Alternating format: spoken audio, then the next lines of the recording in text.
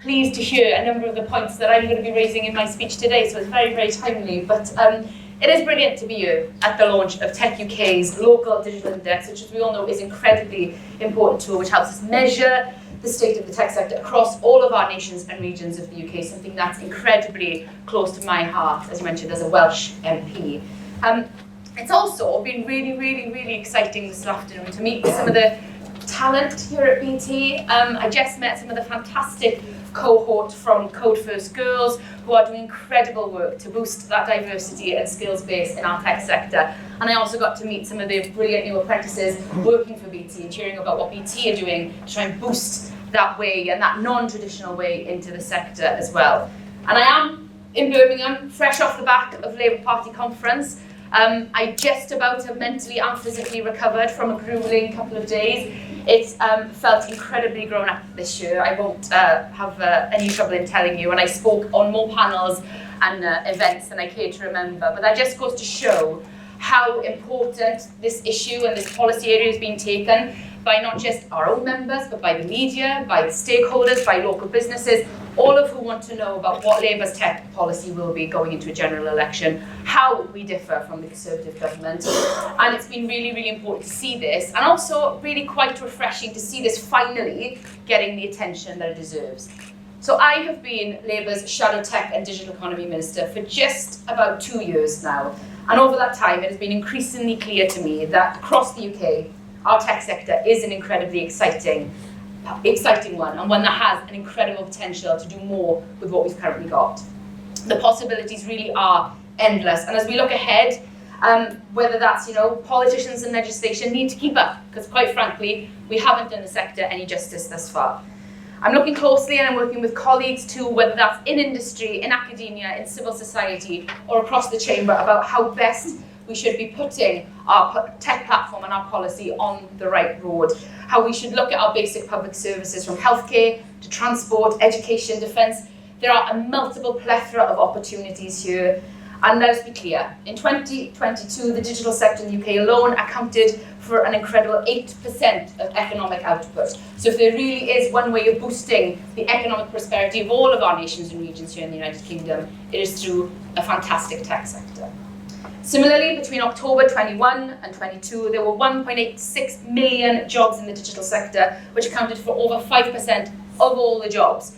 So we must consider as well the challenges that comes with this, whether that's, it's no surprise that we are giving some serious thought to how we approach this in government, and some of the challenges that faces too, whether that be increased regulation, opportunities for boosting skills through transforming our curriculum, looking at how we transform the apprenticeship levy, all things that are being discussed on stage today already.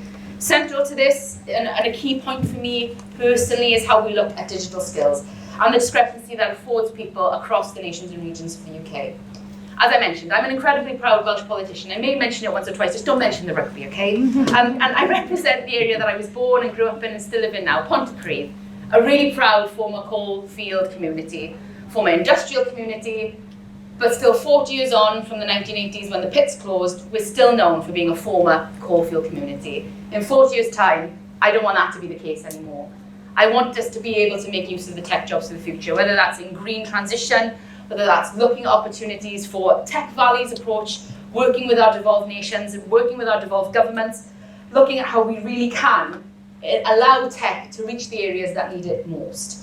And when many businesses and households alike can't even rely on reliable broadband connections, then it's clear that we've still got a long way to go to benefit communities like mine and other communities across the UK. We need to get the very basics right in order to get any of it right.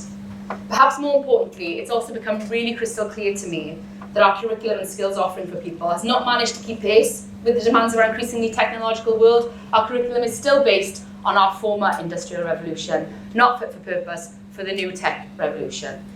Labour have proudly committed to a richer curriculum, woven through with speaking, listening, digital skills, because all of us here know that the biggest barriers to growth in the tech industry and to businesses and to other sectors, every business I speak to, is the lack of skilled people coming forward to take these jobs. And 2/3 of UK employers are having difficulty recruiting right now. Our lack of digital skills is costing UK workers £5.7 billion, and the economy as a whole, 12.8 billion. So we can't not afford to get this right.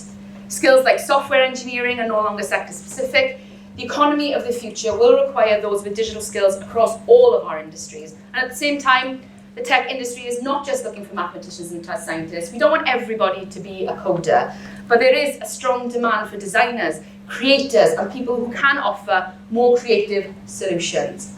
Our education system, from schools to lifelong learning, is not doing enough to bridge this gap. Too often, young people are told, head to university, that is the route for you. I heard that just this afternoon. And they don't know what to study or, even how to pursue a career in tech. And adults who are already in the workplace or maybe looking to transition into a new job don't know where to go to get that support with even the most basic of digital skills. The tech industry is changing at a rapid rate, which does present a dilemma for teachers even to be allowed to keep up. But as we look towards an economy where every job and business is now digital, we need to improve digital literacy, not just for children, but for everyone across society.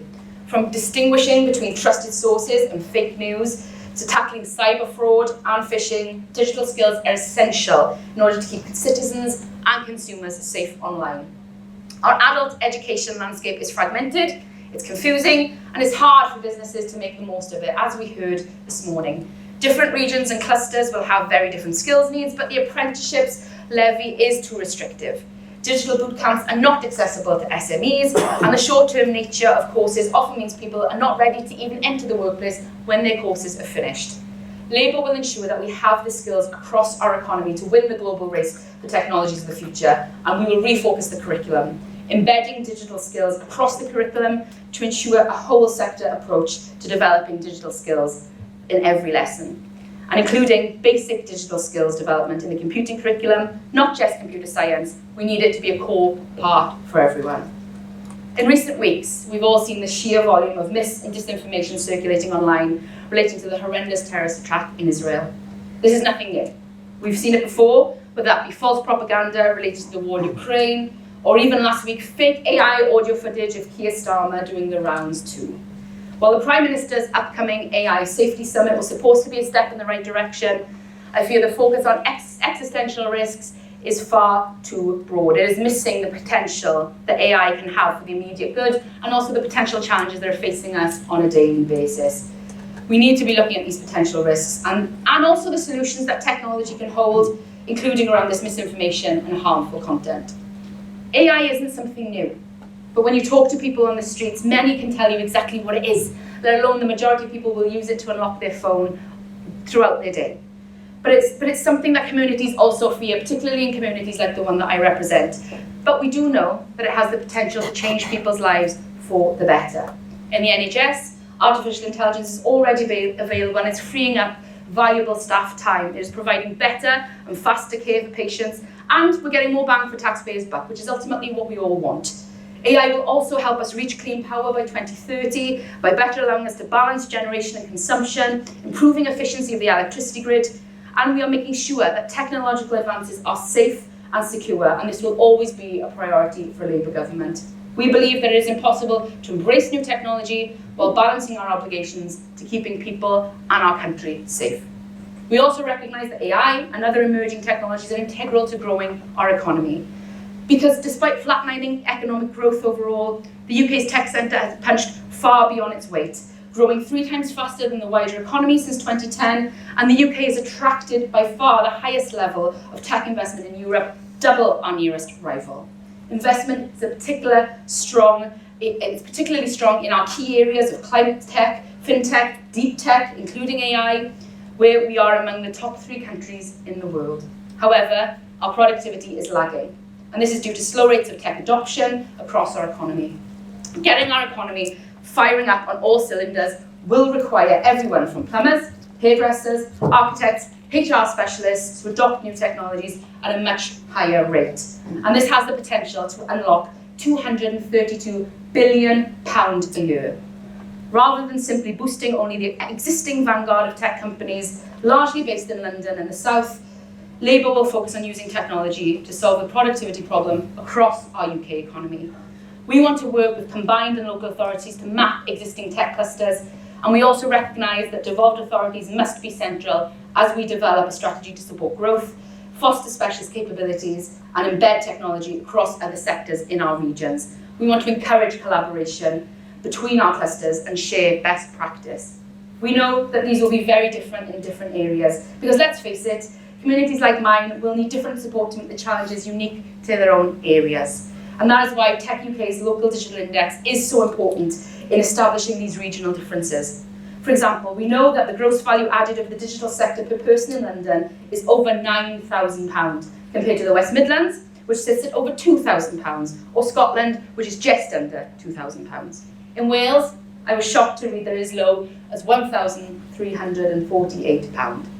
Yet if the 6 regions with the lowest digital GVA reached the UK median, this would add £4.8 billion to the UK economy, and specifically to regional economies that desperately need this money. Let's not forget that. Creating new jobs, new companies, new opportunities, new growth, and improved productivity. Regional divides are, of course, extremely complicated, particularly when we consider that across England, Scotland, and Wales, we also have 3 different political parties in power. Of course, as a 𝗕𝗂𝗶𝗹𝗶 I believe there is a reason to be equally confident and cautious about what is on the horizon for the Welsh labour market when it comes to tech. And I'm proud that in Wales we do have a government that has recognised the importance of these skills by introducing a new curriculum centred around developing skills for an ever-changing world. Of course, the skills gap is not the only issue facing regions like mine. There's also a stark difference between the UK and other nations across the world, many of which I've had the privilege of visiting during my time in this role, when it comes to attitudes towards tech and the fear to fail. Of course, when it comes to public funds, it is appropriate and right that we be sensible and cautious. But for innovation to really excel, as a nation, we need to champion something different.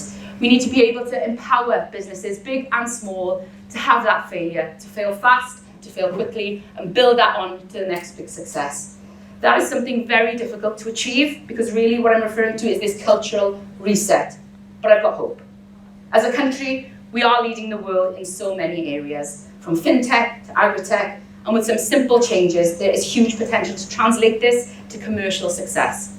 For example, our world-leading academia and universities produce cutting-edge research, but we're missing an opportunity to translate this to commercial success for our UK tech companies. Thousands of tech companies start up in the UK, but the lack of long-term investment in infrastructure is preventing them from scaling up to compete in a global market, and we're losing crucial access to overseas assets as a result. The opportunity of new digital markets isn't being felt by small businesses and consumers, so we are denied the benefits of price competition and the entry of innovative new players into the sector. We also have some of the most innovative and productive companies in the world here, but one of the largest long tails of comparable countries, largely caused by a lack of digital adoption. As Andy Haldane, the former Bank of England's chief economist, has said, in the UK, technological trickle-down from frontier to tail appears to have dried up. While those who live in big cities and can afford it have access to the latest full fibre broadband and 5G mobile connection, too many people still haven't got access to the last generation of super fast broadband. Millions of people don't even have access to devices and can't even afford a social tariff. While a few very advanced tech clusters around London and the Golden Triangle of Cambridge and Oxford have forged ahead, the potential in other parts of the UK to contribute to growth in our digital and tech sector is being lost. The UK has a strong reputation for light touch regulation and a strong knowledge base. But with an ecosystem of organisations thinking about regulation of new technologies, the government has been far too slow to act. And this has failed to bring about that new digital revolution, meaning that our world-leading position is at risk of being lost. Other jurisdictions like the EU and the US, Australia, Canada are catching up, whether that be on AI, data regulation, digital markets, and we risk ending up having to adopt to their rules rather than forging the right path on our own.